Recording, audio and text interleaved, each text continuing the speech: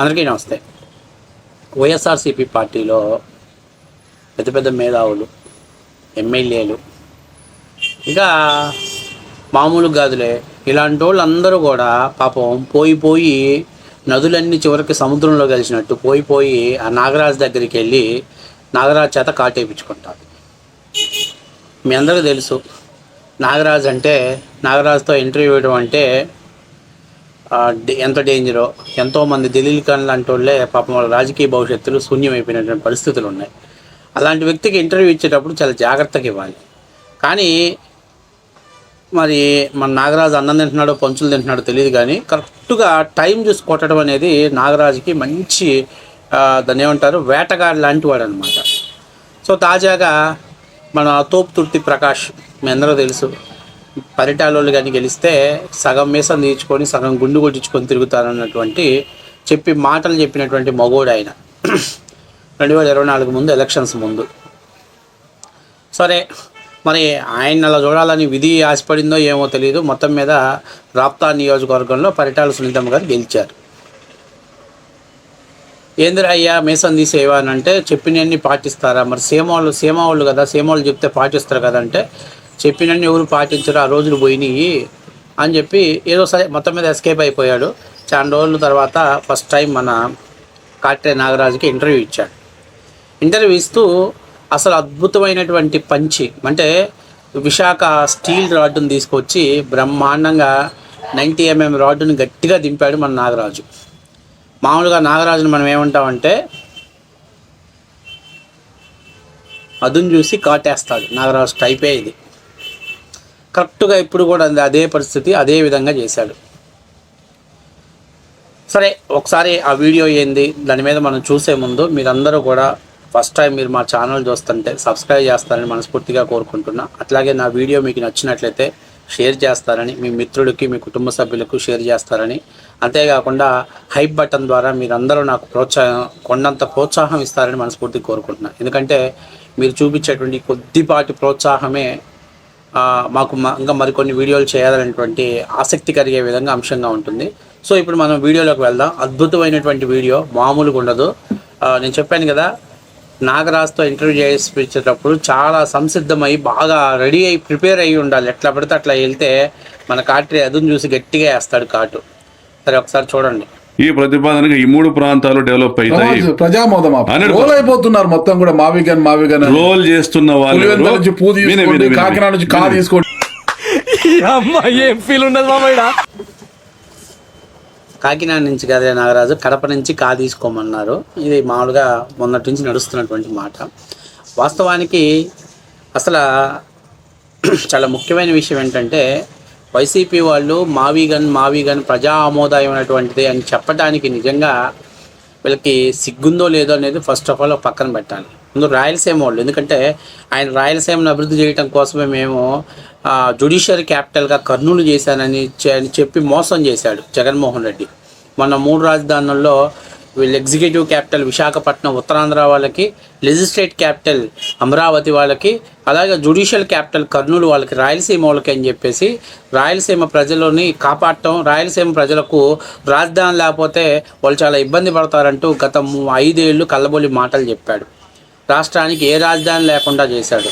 మొదట అమరావతి అన్నాడు, తర్వాత 3 రాజధానులు అన్నారు, తర్వాత విశాఖపట్నమే రాజధాని అన్నాడు, తర్వాత ఇప్పుడు మావిగన్ అంటున్నాడు. ప్రజలకైతే పిచ్చ క్లారిటీ ఉంది. జగన్మోహన్ రెడ్డి చెప్పినటువంటి ఏదీ చేయడు. ఎందుకంటే జగన్మోహన్ రెడ్డి రాజధాని కట్టాలని కానీ రాజధానిని అభివృద్ధి చేయాలనేటువంటి కోరిక అయితే లేదు. కానీ ఈ వైసీపీ బెప్పంగాలకే, ఈ చదువు లేని దంసపుగాలకే ఆయన ఇది నందిరా అంటే నంది అంటారు, పందిరా అంటే పంది అంటారు. మొన్న ఏబిఎన్ రాధాకృష్ణ గారు చెప్పింది కూడా అదే. మరి నేను తోపుతుర్తి ప్రకాష్ని అడిగింది ఏంటంటే, నువ్వేదో రాప్తాలో సునీతమ్మ గెలిస్తే మీసాలు తీర్చుకొని తిరుగుతాను, పరిటాలలో గెలిస్తే మీసాలు తీర్చుకొని తిరుగుతాను అన్నావు. నువ్వెట్టా ఆ వాగ్దానం నెరవేర్చలేదు. మరి జగన్మోహన్ రెడ్డికి అయినా కనీసం సీమలో పుట్టి మాట తప్పడు, మడమ తిప్పడు అని మీరు చెప్పుకుంటున్నటువంటి జగన్మోహన్ రెడ్డి అయినా నేను చెప్పేందంటే, ఈ 3 రాజధానుల కాన్సెప్ట్ మీదే ఉండాలి కదా. మళ్ళీ ఈ మావిగన్ ఎక్కడి నుంచి తీసుకొచ్చారు? ఈ మావిగన్ కాన్సెప్ట్ ఏంటి? మొన్న ఒక వీడియో రిలీజ్ చేశారు, మావిగన్ అని చెప్పి. మావిగన్ పోర్ట్స్, మావిగన్ ఎయిర్పోర్టు, మావిగన్ రైల్వే స్టేషన్, మొత్తానికి వైసీపీ రంగులేశారండి. దాంట్లో వేసినటువంటి బ్రోచర్లో కూడా మరి అది పిచ్చోళ్ళు అనాలా, ఏమనాలి, ఏం అర్థం కానటువంటి పరిస్థితిలో ఉంది రాష్ట్రంలో. నాకు తెలిసినంత వరకు చంద్రబాబు నాయుడు తొందరగా రాజధాని కంప్లీట్ చేసి ఒక పెద్ద మెంటల్ హాస్పిటల్ కట్టాలి. ఎందుకంటే రాష్ట్రంలో నాకు తెలిసి 2029 ఎలక్షన్స్లో వైసీపీ ఓడిపోతే రాష్ట్ర వ్యాప్తంగా పిచ్చోళ్ళంతా కూడా రాష్ట్రం అంతా, అంటే వైసీపీ పార్టీ వాళ్ళకు సంబంధించిన పిచ్చోళ్ళ మైండ్ ఫ్యూజులు ఎగిరిపోయి వాళ్ళు మానసికమైనటువంటి రోగులుగా మారిపోతారు. కాబట్టి వాళ్ళకు ఒక మంచి హాస్పిటల్లో ట్రీట్మెంట్ చేయాలంటే నాకు తెలిసి జిల్లాకు ఒక మానసికమైనటువంటి హాస్పిటల్ కట్టాల్సిన పరిస్థితి ఉంది. ఎందుకంటే ఏంటి ఇది అన్న పిచ్చిగా మాట్లాడుతున్నారు. కనీసం నువ్వు ఒక ఎమ్మెల్యే స్థాయి ఉన్న క్యాండిడేట్వి ప్రజా ఆమోదాయకమైందంట. మరి గత 5 ఏళ్ళు ఎందుకు పెట్టలేకపోయారు? గాడిదలు కాశారా? గత 5 ఏళ్లలో గోళ్ళు గిలుకుంటూ ఉన్నారా, లేకపోతే రాష్ట్రాన్ని లూటీ చేసుకునే పనిలో బిజీగా ఉన్నారా? గత 5 ఏళ్ళు 3 రాజధానులని ముండమోపించారు రాష్ట్రాన్ని. ఇలా మావి గన్ను అంటూ ఈ మధ్య ప్రాంతాల మధ్య గన్నులు ఎక్కువ పెట్టే స్థాయికి తీసుకొచ్చేసారు. కానీ నేను చెప్పేందంటే ఈ తోపుతుర్తి ప్రకాష్ కావచ్చు, ఇంకా చాలామంది ఉన్నారు, అంబటి రాంబాబు, తర్వాత మా పేరు నేను నాని, ఇట్లాంటి వాళ్ళు చాలా మంది ఆతూ తెలియని వాళ్ళు ఏం లేరు. వాళ్ళు జగన్మోహన్ రెడ్డి ఏది చెప్పమంటే అది, అది నందిరా అంటే నంది అంటారు, అది పందిరా అంటే పంది అంటారు. అది నందా పందా అని చూసి పరిశీలించి చెప్పేటువంటి ధైర్యం దమ్ము వాళ్ళకి లేదు. కాబట్టి నేను చెప్పేది ఏంటంటే, అయ్యా తోపుతుర్తి ప్రకాష్, ఇంకా నీ రాజకీయ జీవితం ఎక్స్పైర్ అయిపోయింది. ఎందుకంటే మీలాంటి వాళ్ళకి ఇంక మళ్ళీ రాజకీయాల్లో అవకాశం ఇవ్వరు ప్రజలు. ఎందుక అసలు ఒక మాట లేదు, ఒక స్థిరకడ లేదు, ఒక రాజకీయం లేదు. ఏంటి మావి గన్ను? ప్రజలు ట్రోల్ చేసి పడేస్తున్నారు. దెందులూరు నుంచి దే తీసుకో, గుంటూరు నుంచి గూ తీసుకో, ఇట్లా ప్రజలు అసలు భయంకరమైన తాడేపల్లి తా తీసుకో అని చెప్పేసి ప్రజలు పిచ్చిగా ట్రోల్ చేస్తున్నారు. పిచ్చిగా ట్రోల్ చేస్తున్నారు. చెప్పుకుంటే చాలా చండాలంగా ఉంది. ఏంటి ఈ పరిస్థితి? ఏంటి ఈ ఆలోచన లేని విధానం? ఏంటి? ఆయన ఒక రాష్ట్ర మాజీ ముఖ్యమంత్రి ప్రెస్ మీట్ పెట్టి ఎంత సరదాగా జోయిల్గా చెప్పేస్తా తెలుసా? మచిలీపట్నంలో మా తీసుకో, విజయవాడలో వి తీసుకో, గుంటూరులో గన్ తీసుకో, మావి గన్ తీసుకోమని చెప్పేసి నవ్వుతూ క్యాజువల్గా ఒక రాష్ట్ర ముఖ్యమంత్రిగా పనిచేసి 40% ఓట్ షేర్ ఉన్నటువంటి వ్యక్తి అంత క్యాజువల్గా అంత కామెడీగా చెప్తే దాన్ని పట్టుకొని వీళ్ళు సీరియస్గా జనాల్లో తీసుకెళ్తున్నారు. దాన్ని జనాల్లో తీసుకెళ్లాలని చూస్తున్నారు. అసలు ఆయన చెప్పటమే కామెడీ లాగా ఉంది. ఆయన చెప్పటమే ఒక కమెడియన్ కానీ కామెడీ చేసినట్టుగా ఉంది. దాన్ని మీరు ప్రజల్లోకి సీరియస్గా తీసుకెళ్తున్నారు. మావి గన్ను ఏంటి? నాకు మావి గన్ను రేపు జగన్మోహన్ రెడ్డికి మావి గన్ను బాగాలేదు, మార్చేద్దాం పేరు అంటాడు. విగూచి అంటాడు. అంటే వి అంటే విజయవాడ, గు అంటే గుంటూరు, చి అంటే చిలకలూరుపేట పెట్టేస్తారా? విగూచి అని పెట్టేస్తారా? ఇదేనా మీరు నేర్చుకున్న సంస్కారం? ఇదేనా ప్రజలకు మీరు చేయాల్సినటువంటి? రాష్ట్రం ఇప్పుడు దాకా అనేకమైనటువంటి ఇబ్బందులు పడి రాజధాని లేని రాష్ట్రం తయారైతే కేంద్రంలో బిల్లు పెడితే 13 జాతీయ పార్టీలన్నీ కూడా ఆమోదించాయి. రాజ్యసభలో అదే పరిస్థితి.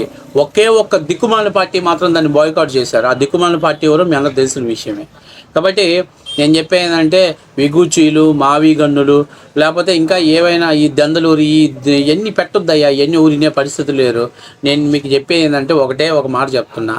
మీరు 2029లో ఓడిపోతే మీ మానసిక పరిస్థితికి ఒక మంచి హాస్పిటల్ చూడాల్సిన బాధ్యత రాష్ట్ర ప్రభుత్వాల మీద ఉంది. అవసరమైతే ఆయన చెప్పినట్టు 3 ప్రాంతాలకి 3 మానసికంగా ట్రీట్మెంట్ చేసేటువంటి హాస్పిటల్ని ఏర్పాటు చేయండి. ఎందుకంటే ఈ మానసిక రోగులకంతా అక్కడే ట్రీట్మెంట్ జరగాలి. వీళ్ళకి కనీసం మనం ఏం మాట్లాడుతున్నాం, మన రాష్ట్ర అభివృద్ధిని మనం ఎట్లా నాశనం చేస్తున్నాం అనేటువంటి ఇంగిత జ్ఞానం, ఆలోచన లేనటువంటి మూర్ఖులు మీరు. అది ఆయన ఏది చెప్తే అది మాట్లాడతారు. ఆయన దేనికి భజన కొట్టమంటే దానికి భజన కొడతారు. దానికి అదే నిన్న ఆయన చెప్పాడు, మేమంతా కూడా ఆత్మాహుతి దళాలుగా పనిచేస్తున్నాం అండి. ఒక పార్టీ నడపట్ల ఒక సైకో సామ్రాజ్యంతో ఒక ఉగ్రవాద స్థావరాన్ని నడుపుతున్నారు ఆంధ్ర రాష్ట్రంలో. తస్మాత్ జాగ్రత్త, ఆంధ్రప్రదేశ్ ప్రజలు కూడా అర్థం చేసుకోవాలి. ఇట్లాంటి తోపుతుర్తి ప్రకాష్లు, ఉడత ఊపులు రాకేష్లు అంతా మీడియా ముందుకు వచ్చేసి వీళ్ళందరూ మాట్లాడేవాళ్ళు. వీళ్ళకి ఏం తెలుసు? ఏమన్నా తెలుసునా? ఈయన కమిషన్ల కోసం జాకీ పరిశ్రమను దోలేశాడు. రాప్తా నియోజకవర్గంలో ఈయన చేయని ఇల్లీగల్ యాక్టివిటీ లేదు. మళ్ళీ పైపెచ్చి మా తాతలు జమీందారుల వంశం, కోట్ల రూపాయల ఆస్తులు ఉన్నాయి. చివరికి వాలంటరీ పోస్ట్ కూడా డబ్బులు కమ్ముకున్నటువంటి ఈయన మళ్ళీ మీడియా ముందుకు వచ్చి మాట్లాడుతున్నాడు. కాబట్టి మీరు అందరూ అర్థం చేసుకోవాలి. ఇలాంటి వాళ్ళు ఇంకా చాలామంది ఉన్నారు. భవిష్యత్తులో ఇంకా చాలామంది ట్రోల్కి గురవుతారు, చాలామంది అవమానాలకు గురవుతారు. ఖచ్చితంగా ఇలాంటి వాళ్ళకు బుద్ధి చెప్పాలంటే ఖచ్చితంగా రానున్న రోజుల్లో మనందరం కూడా ఈ మావి గన్ అనేది ఈ మావీ గన్ను అనేది వైఎస్ఆర్సీపీ పార్టీ మీద ఎక్కువ పెట్టాల్సిన గన్ను. రాష్ట్ర అభివృద్ధి చెందాలని అంటే ఒకే రాష్ట్రం ఒకే రాజధాని, ఆ రాజధాని కూడా రాష్ట్రం నడిబొడ్డునుంది. దాని విస్తరణ మచిలీపట్నం వరకు కూడా వెళ్ళేటువంటి అవకాశం ఎక్కువగా ఉంది. కొన్నాళ్ళు ఓపిక పెడితే అన్ని ఫలాలు రాష్ట్ర ప్రయోజనాలు రాష్ట్ర ప్రజలకు అందుతాయి. ఇలాంటి చెప్పుడు మాటలు, ఇలాంటి చెత్త మాటలు మాట్లాడే వాళ్ళని రాష్ట్ర రాజకీయాల నుంచి బహిష్కరణ చేయాలి. వైసీపీని రాజకీయంగా సమాధి చేయాల్సిన సమయం ఆసన్నమైనది వాస్తవ విషయం.